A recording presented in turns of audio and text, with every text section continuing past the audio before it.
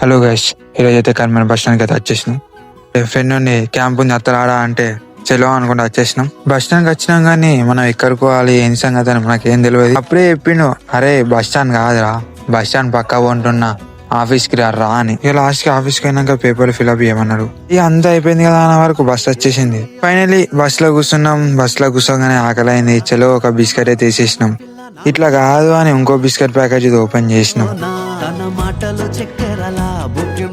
అంత అయిపోయింది కానీ లాస్ట్ ఒక బిస్కెట్ కదా వచ్చింది మాకు లొల్లి. మా ఊరు ప్రభాస్ అనుకుంటున్నామో కానీ బాగానే. ఈయన పేరే సంతోష్. ఇది ఎప్పుడు ఎట్లుంటుందో ఈయనకే తెలియదు. పెద్ద సైకో. నాకు మా ఊళ్ళతో నొర్రు కంటే కోదులతో నొర్రింది నయ్యమని సప్లై కూకున్నా. ఫైనల్లీ మన ట్రైనింగ్ క్యాంప్ కి అయితే వచ్చేసినాం.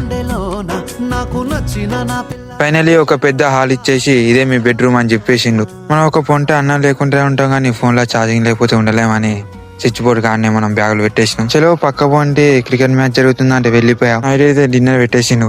చికెన్ తో ఒక పట్టేసినాం. నైట్ అయింది కదా, ఒక స్లీప్ వేద్దామని వేసేవారికి ఎక్కడో కడుపులో కొంచెం జాగుందని అనిపించింది. చిన్న బిస్కెట్ ఉంటే లాగించేసినాం. ఇక బిస్కెట్ తిన్నాక నీళ్ళు తాగకపోతే ఫీల్ అవుతుంది అని బయటకు వచ్చి నీళ్ళు అయితే తాగేసినాం. అయిపోయింది అనుకోకూర్రి, రేపటికెళ్ళి అసలైన కథ మొదలవుతుంది.